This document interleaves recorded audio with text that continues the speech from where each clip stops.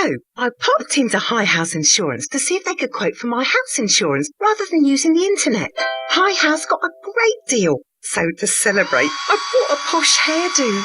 It made me look beautiful, gorgeous enough to become a highly paid model. I then won Celebrity Big Brother. I had an affair with an MP.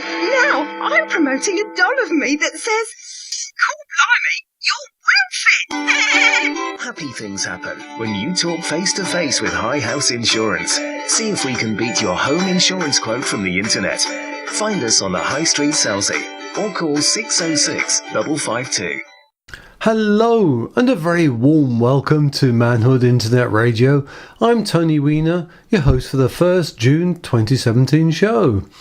As usual, we have a variety of articles this week, including the controversial Asda store in Selsey. Okay then, so let's get started, and it's over to Keith for another controversial topic, the answers to last week's quiz. And here we have just what you've been waiting for, the answer to last week's quiz, when Kevin asked us, what was the old name for the element mercury? And that was quicksilver. Which George Clooney film was set on the doomed fishing boat Andrea Gale? That was The Perfect Storm. What was the name of Stephenson's steam locomotive that won the rail trials in 1829? That was, of course, the Rocket. What was the nickname of Captain Benjamin Pierce in MASH? That was Hawkeye. And what is the largest member of the Weasel family? And that was Wolverine. And the connection is, they're all Marvel heroes. That's Quicksilver, Storm, Rocket, Hawkeye and Wolverine. And I'm sure you got all those right. We'll have another one for you next week. Thank you. Some of us didn't do so well with that one. Okay, now a controversial topic in Selsey. We have an update on the new Asda store, which you cannot miss as you come into the town. So we go over to Keith, who is talking to somebody who knows all about what's going on in the store. And my next guest in the studio today is Martin Compton. Now, you may or may not have heard of Martin up to yet, but I'm sure he'll feature somewhere in your lives in the not too distant future, because Martin is the manager of the new Asda store. Good morning, Martin. Good morning. Let me just tell you a little bit about myself. So I've coming up to nearly 34 years within Asda, so pretty much left college when I was 16, went straight into Asda. Primarily worked all along the south coast, from as far down as Weymouth. I've worked all along the south coast, down as far as Brighton, Hollandbury. I've also worked in North and South London stores. I've also worked in Asda House up in Leeds, our main offices. So hopefully I've packed up a bit of experience over these years to certainly get me through this fantastic opening in Selsey. Now, I shan't ask you about the opening, because I know that can't be done until it's been signed over by the contractors, and the contractors are going to be completely satisfied that everything's as it should be. So I won't press you for an answer on that, but I believe there's a press release due out shortly. Absolutely, yes. Next Friday there will be a press release coming out which will actually give us our official opening day. It is quite imminent. There's a few bits and pieces to finish off, which is why unfortunately we can't give you an exact date. We've asked the contractors to finish earlier so that we can open earlier, but if we were to give that date and then it didn't happen, we would hate to upset any of the new customers. Well, I can understand that, because we're all looking forward to it, although some would argue that, of course. Now, tell us a little bit more about yourself, Martin. Are you going to relocate and live locally? I live in Portsmouth, so it's not too bad. I have made a few trips over here with the wife to Witterings over the years. Since I've been travelling over here for the last 7 weeks, the traffic has not been too bad. I know what it's like in the summer and I expect it, but I know it'll die off at the end of it. Well, of course, we've got a big store opening up locally. That's going to create all manner of traffic problems, if you believe rumours. That would be ironic for you to be stuck in the traffic you created. Absolutely. But the one thing, getting onto the store, the one thing that I did notice, it's not a huge store. It's not a great big store, and And there doesn't seem to be very many parking spaces. Okay, It looks like about 70 odd. But I can fill you in on that. So you'll be pleased to know that it's not 70, it's 177 car parking spaces. The reason, as people have passed it recently, you've not been able to see an awful lot because it's been full of all the constructors, porter cabins. Now that they've moved them out, you can see that the actual car park is quite big. I was over there all day yesterday, and it's 177 car parking spaces. The store's just under 15,000 square feet, so for a supermarket it's pretty much as big as they go. 15,000 square feet or over, it then becomes a superstore. So we are pretty much right on that boundary of superstore status. See, well, that's explained a few things. Yeah, my only thoughts on the car parking was obviously if cars can't get into the car park, they'll be out on the road, which will cause problems where it's located. If cars start parking down on the roads to get there, or just queuing to get in, it's going to pose problems. But I'm sure the designers have thought of that when they worked out how many car parking spaces they need for a store that size. Yes, it is based on the size of the store, and they look at the customer footfall coming through from that. So when they come in as well, the roads will split to the petrol station and to the store. So hopefully we won't get too much congestion trying to get into the main store. Now, I believe at one stage there were plans for a cafe. Now I know the cafes in Selsey do very well with the holiday makers and stuff, and obviously they were worried. But I believe there's not going to be a cafe there. Can you confirm that? Yeah, absolutely. There was initially plans of a cafe going to the store, but after doing all of the analysis within the community, it was decided that we would not put the cafe in. The great news from that is that where generally the supermarkets have quite a limited range of George clothing, we were able to give all of the bottom corner, sort of like 20% of the store, to George, and is a really big range in there which will cater for all the family needs. So we actually think that's a much better offer to our customers than the cafe. Well, it's been said many times, what we haven't got in Selsey is a clothes shop. We've got food shops already, but we haven't got a clothes shop. Somewhere where you can just go and buy a couple of pairs of underpants or a pair of socks or a pair of trousers if you tear them. So I can see that's going to fit in nicely, I would think. Yeah, and especially with school, I don't know very much about. What we've already done. Already been in contact with the local schools to find out what is the most popular colour of uniform. So we've already been informed that the like an olive green or a dark green is the most popular, followed by a blue and followed by a red. So we've already fed that back to the George House team, and when the back to school range comes back in for September, the uniform will be those green, reds and blues to cater for the students that we've got around here. Well, I'm sure that would be most welcome, because it's been said many times that that's the very thing that we are short of in Selsey, is somewhere to buy clothes, everyday stuff. The fuel station is due to open shortly, I believe. Yes. Once again, I can't nail you down to a date. We are imminent for the fuel station, and once again, we think this will be a great port of call for a lot of the customers here. We have a lot of people that are travelling down holidays to all the camps, and will have to pass the petrol station in or out. Our fuel is record leading sort of in terms of pricing, and we have got a couple of little stunt deals on fuel which will happen when it opens, but I can't tell you yet because it's not been confirmed, but it will be considerably cheaper than any other petrol or diesel. More good news. People can buy something that they no longer need so much of at a far cheaper price. They don't need so much petrol because they don't have to go shopping in Chichester now, they can shop locally. All joking aside, I mean, it's the opening of the store. Eventually, those that were against it will, I'm sure, get over it. But it's brought in a lot of employment to Selsey. Was there a directive to employ locals, or have you brought people in from outside? I mean, I know Well, the great news is that with the exception of one colleague, every single person that we have employed for the Selsey opening is pretty much a Selsey resident. So there are no Asda colleagues that transferred from any other store, mainly because in terms of travel, it was a bit far out of their way to go. So all of the employment is literally all from the community. A lot of people live very, very near to the store, which means that the current jobs that they were doing, they've no longer got to pay for fuel, they've no longer got to use the car. Many people are delighted because they're just going to be walking to work.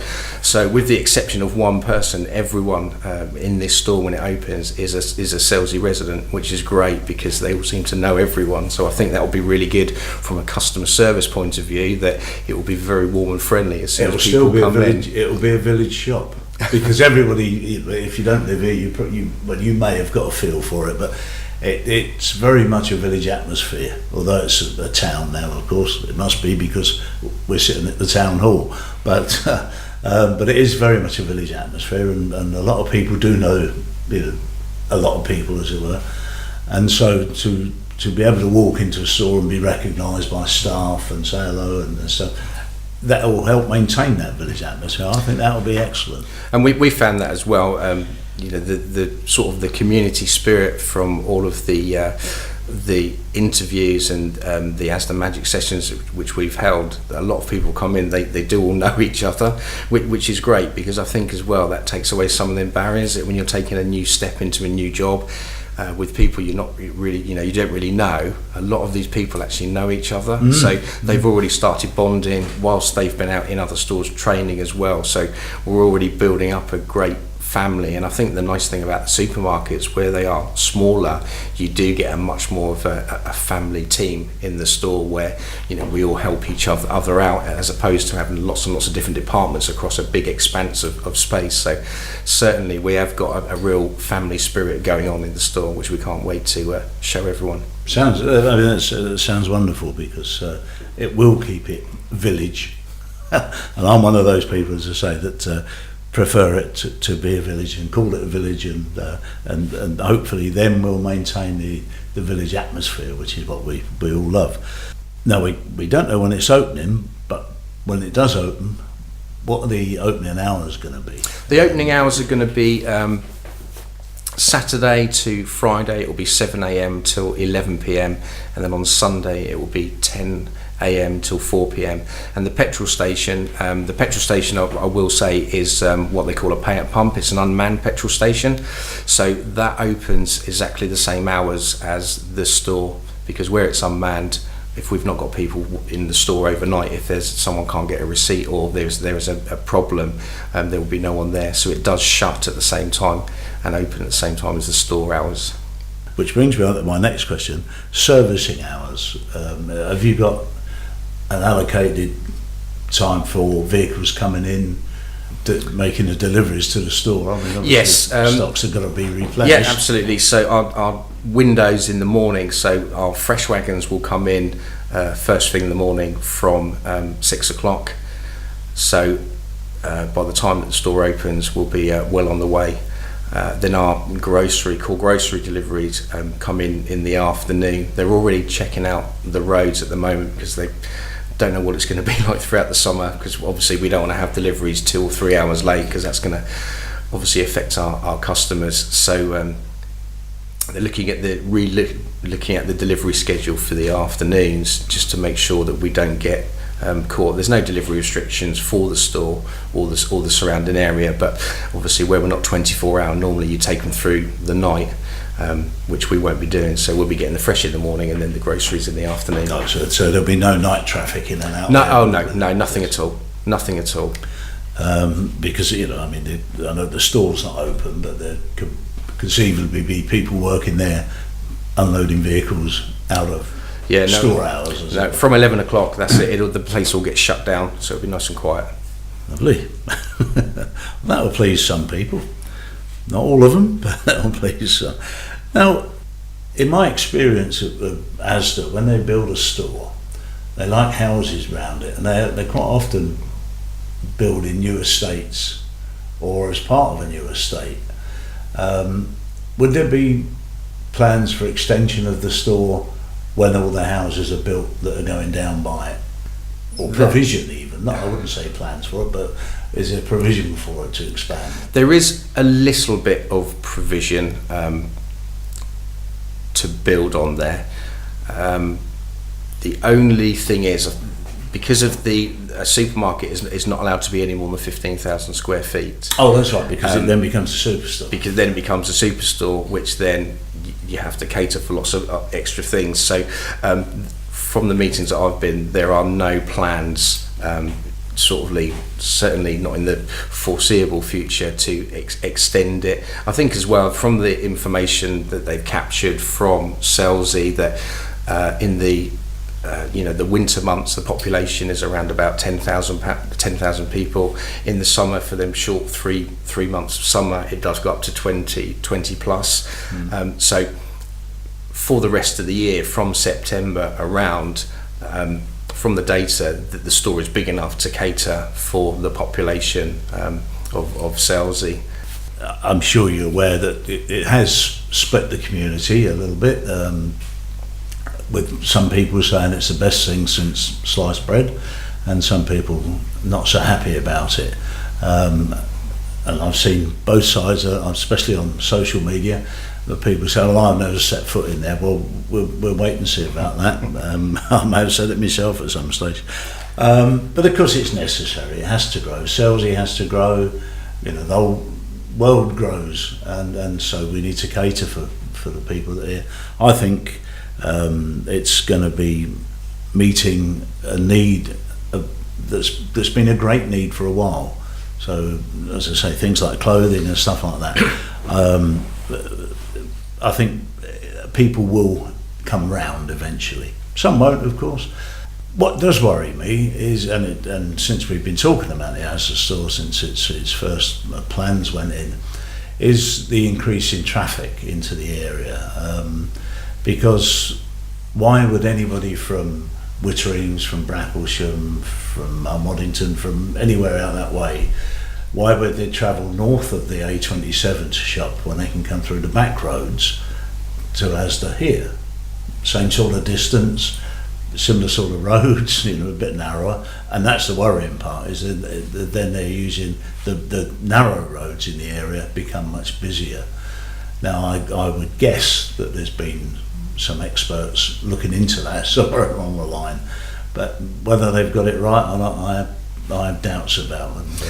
Yeah, I think on that one as well, we're not quite sure. From all the data that I first received from Asda House, they had all these surveys on the cart population, the cart density, and I think with this store, that where it is, I think that the local community are going to use this store more than people travelling from outside of the area, because of getting to it, especially in the summer. I think that the roads can be quite perilous. Well, the roads, it's much easier to get from Witterings to Selsey than it is from Witterings to Chichester, or especially vice versa, from Chichester to Witterings in the summer. So people from across that area, I think, will come over here, and what worries me, as I say, is that the roads are pretty narrow in places. But that's something else that we'll have to suck it and see with. I think that's what it is. You can't get information that's not there. You can only get it when it becomes apparent. If there's accidents or if there's traffic jams coming from Witterings, we'll know somebody didn't guess right. Now, I take it all your staff are now undergoing training. Yeah, at the moment we've got them over at the we're using 3 stores. We're using the Havant superstore. It's a hypermarket, so it's not ideal for them, because the way that the supermarkets work is slightly different, but for things like checkout training and for learning all the customer service desk, it's the same in all the stores. But we're also using Lancing and Southampton West End, which is a bit of a trek away for them, but it's realistic to what they will witness once they're in the store, because as I've already said, in the supermarkets you very much run with like families, so you don't generally work in one area, you'll work in a multitude of areas within that family, and you can only really witness that properly if you go into the Lancing store or the Southampton West End. So we've got cars and minibuses going backwards and forwards every day. Unfortunately, they do sit in some of the traffic coming back in. I know today that we're doing petrol training over at the store, and the people haven't arrived yet because they're caught trying to get down the Chichester Road, unfortunately. Yes, it happens. There we go. Most of them won't have to travel far once it's open, will they? Well, thanks for coming in, Martin. I know pleasure. you're an extremely busy man, and you know, over the next few weeks it's going to get busier, I guess, because as it comes to near opening time, and everything that's got to slot into place, and you're the man that's got to make it work. Yeah, so that starts this Saturday. So we get a lot of sign-offs from the contractors on Friday, and then we're actually allowed to go into store Saturday. And that's the first initial. At the moment, it looks lovely at the moment. It's all, brand new shelving and it's all gleaming. So we start laying it out, putting all the price labels on over the weekend, and then the deliveries start coming in from the 5th of June. The initial ones to start building. One assumes that the initial deliveries are going to be extremely busy. Back to back, yeah. So for 2 days we get back to back wagons on 2 hour slots. So one will come in, 2 hours later the next one will come along, and then we do that. The good thing is that you fill all of the shop floor with the exception of the fresh in 2 days.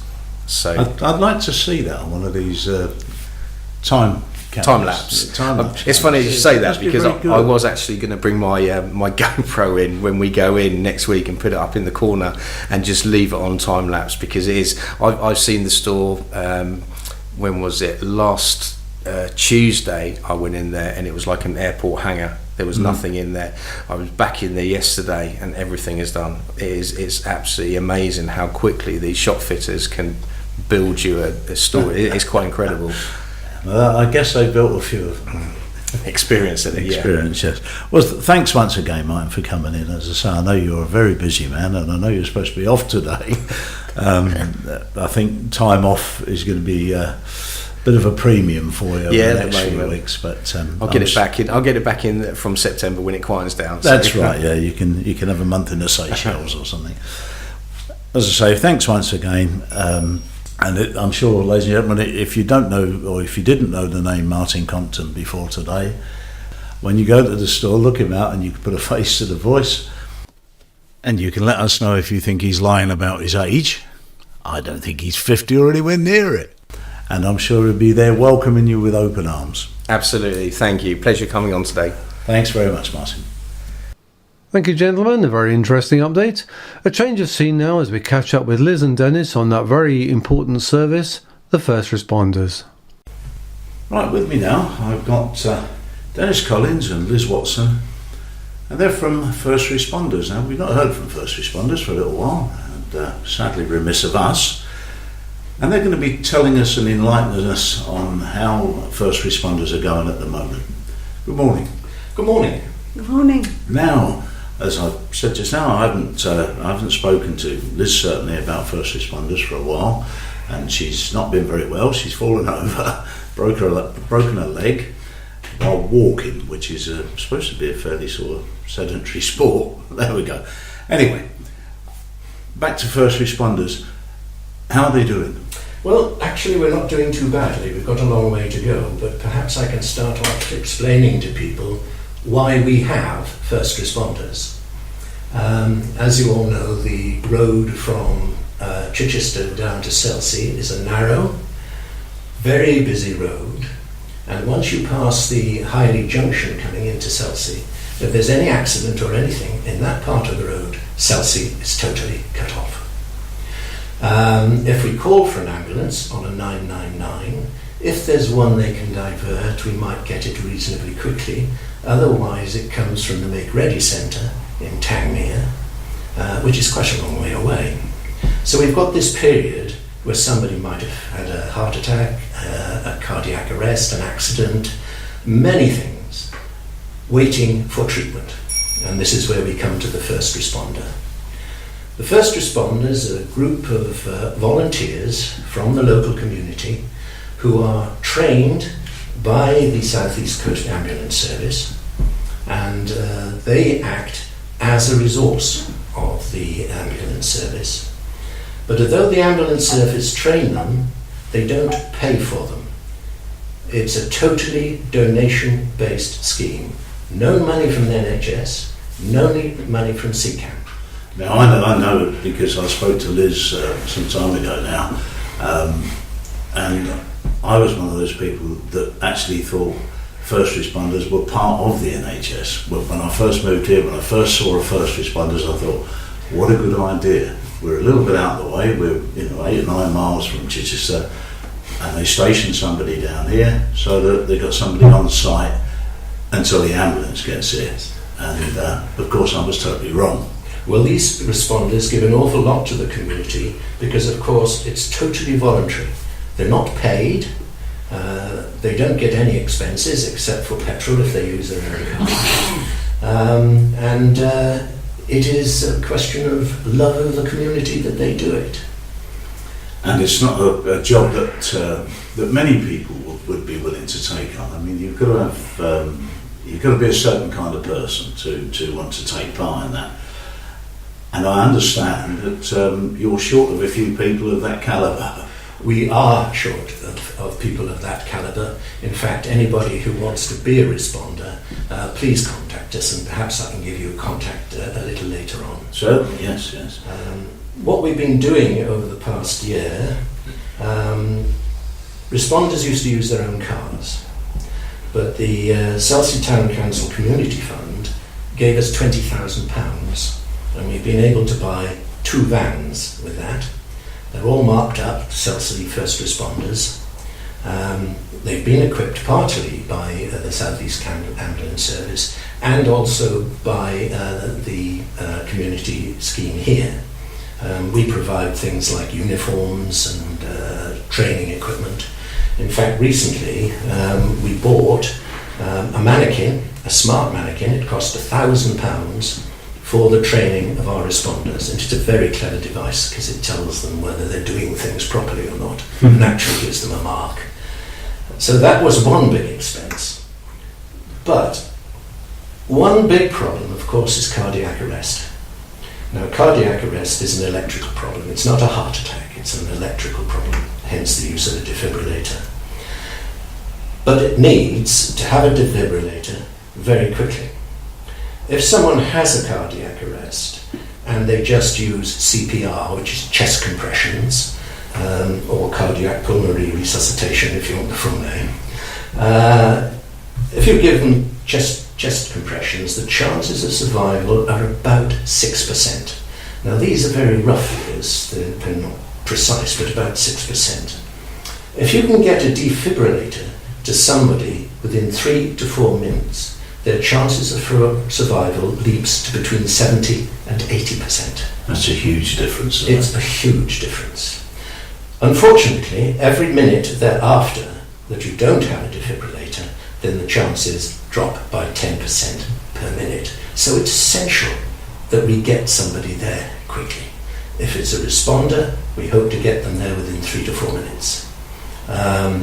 If it's using a defibrillator from one of our pads, which perhaps I can mention later, then the person would make a 999 call. That would go to the ambulance centre. They would assess whether a defib's needed.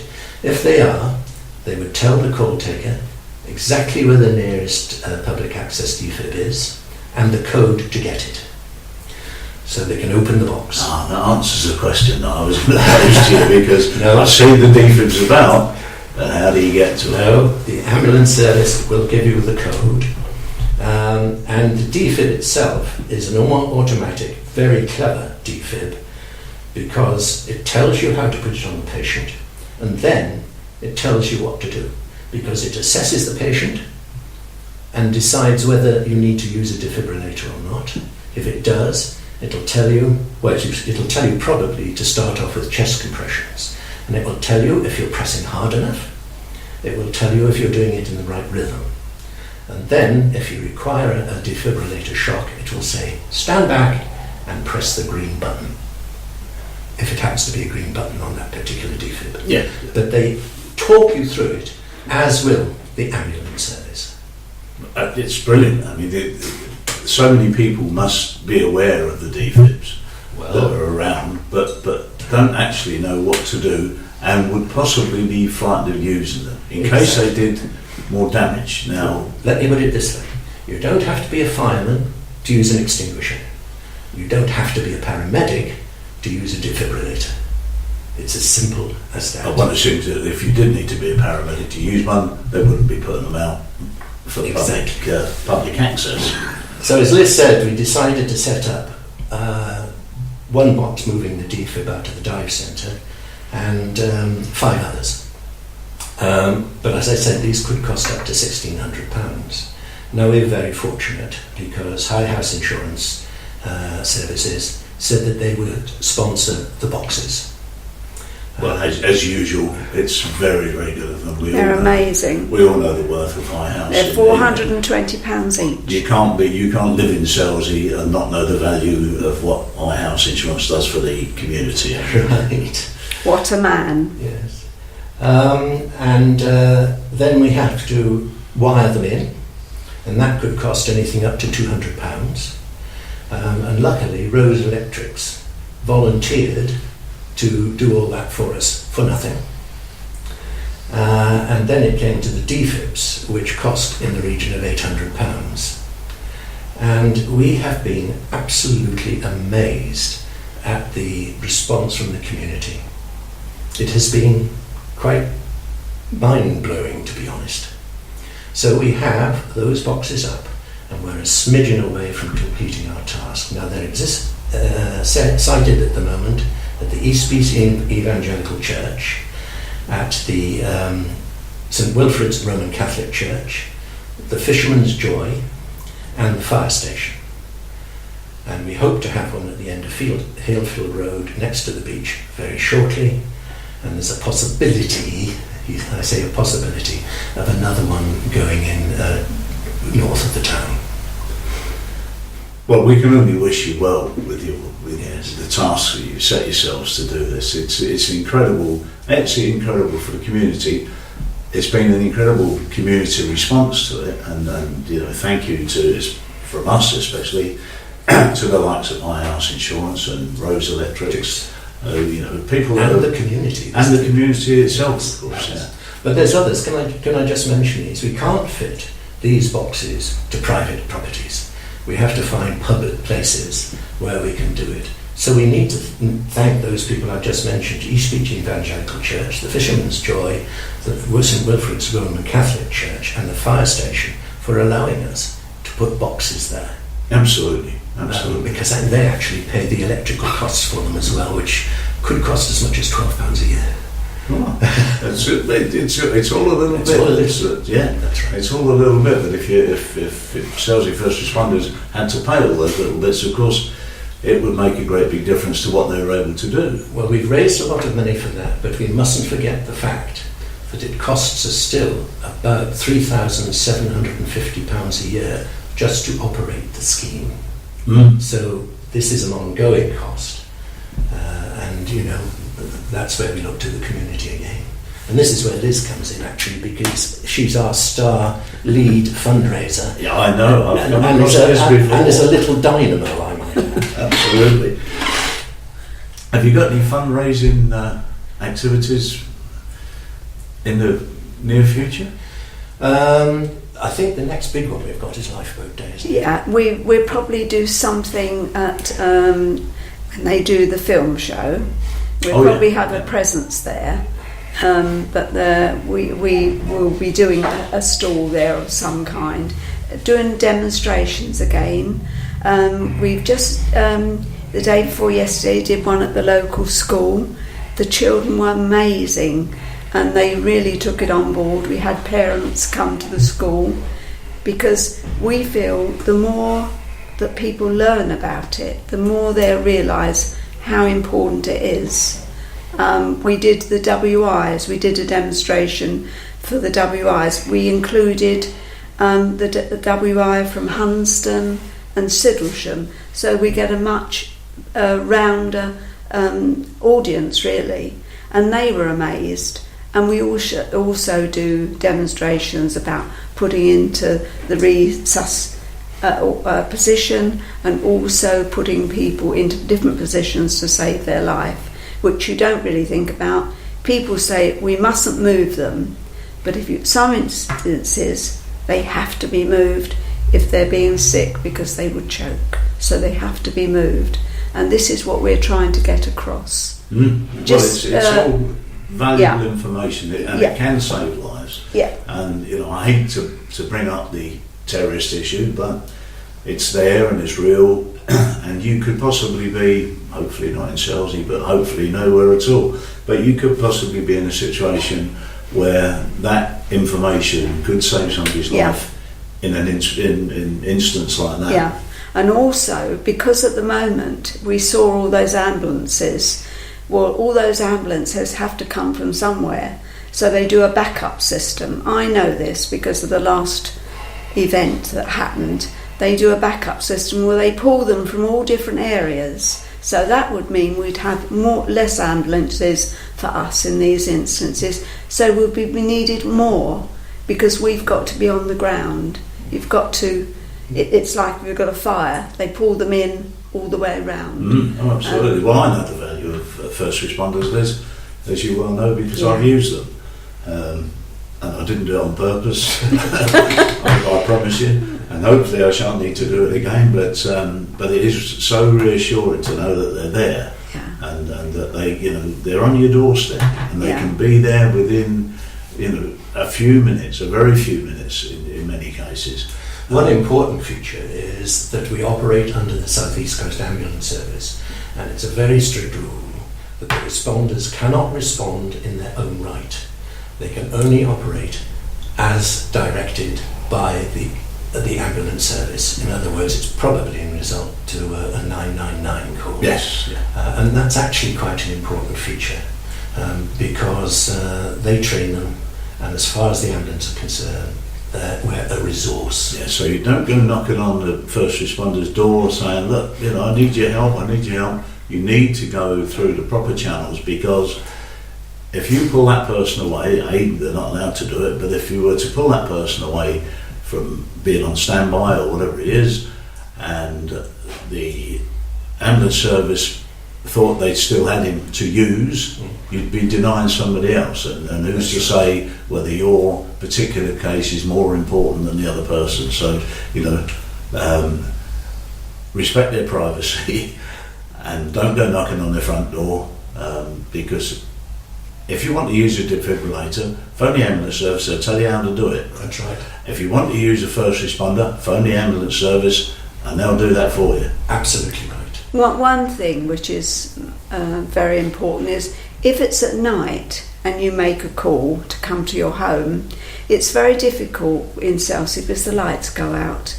What we would say is put all your lights on in your house and try to open the front door, and if possible, if there's somebody who can go and stand out the front of the house, it guides them in very much quicker, because every minute counts. It does indeed, and if the first responder has got to creep along looking at door numbers, those are vital seconds that could be very, very costly. So if you do happen to need one at night and you live in an area of Chelsea where the lights are turned out, then do as Liz says, light your house up like Blackpool, open your front door if possible, and stand out, not in the road because it's dark and they may not see you and you may need another first responder, but stand out there and so that they can see you and you can attract their attention and wave them in, as it were. Can I mention one more project that we have going? Certainly. When children ride bicycles and that sort of thing, you sometimes see them wearing a helmet and elbow pads and knee pads. And in fact, Liz's grandson had a bad accident, and if it hadn't been for his helmet, he'd be dead. It's as simple as that. But we also look at the new skateboard park, which has some very sharp angles. The children do some very exciting things there, and it is a risk. So we would like to see them wear more protective gear when they're playing down there. Now, we don't want to spoil fun or anything like that. It's something that the children thoroughly enjoy. But we'd just like to say, wear protective gear. So we've got a painting competition now. All the schools are taking part to do a painting, advertising a painting, a need to wear hard hats or whatever. There is a £25 book token prize to the best one from each school. The best two will have the opportunity of naming our cars with a proper name. They can have their own name, but not whatever it was they invented for the South Atlantic boat. Yes. And their name will go on the cars, and their pictures will be also displayed at the annual exhibition in the town hall with the names underneath and that sort of thing. Now, the skate park, and you know, I do hear that's how Liz actually broke her leg, was down the skate. But she won't own up to it. But we do hope to put the sign outside the skateboard park, because we think that children will look at what somebody else has done and not what an adult has done. They might take more notice of this. You're more than likely right, Liz. I'm amazed because I watched. It's so well used. It's got to be considered a real investment for the local youth. They're always there. You know, there's very little trouble down there. There is a bit occasionally, but there's very little trouble down there, and they all seem to use it responsibly. What I have seen is youngsters down there with their helmets on, knee pads, and what have you, and they're whizzing around the skate park. And then they get on their bikes to go home and they take it all off. And so they're riding home, no protection whatsoever. I promise you, the roads are more dangerous than the skate park. So I would urge the youth of today and Liz to wear your protective gear when you're riding your bike. I know it's not cool, but it's cool if it saves your life. Absolutely. Well, thanks for coming in, Liz and Dennis. It's not difficult for me to want to get the word out there about first responders, because it is dear to my heart, because they've saved my life. So if you'd like them to, as a member of the public, to try and save yours, think what you can do for them. That's all I would urge. Can I just finally give you an email address for people who wish to volunteer? And that's info@ChelseaFirstResponders, all one word, .org. There you go. If you come to that email address, and we'd be delighted to hear from you. There you go. If you need some excitement in your life, I promise you there's very little more exciting than being a first responder. So, but you've got to be the right type of person, and you will receive the right type of training. Well, thanks once again for coming in. Thank you for the opportunity. Thank you. I just hope that we can be of service to you in the future. Thank you. Thanks very much. Thanks very much for providing such an important service, and with that we have come to the end of the show. So it just remains for me to thank all our contributors, including Local Life magazine, our sound editor John Mallett, our contributors and presenter Keith, not forgetting of course our producer John Fletcher. So it's goodbye from me, Tony Wiener, until next time, bye.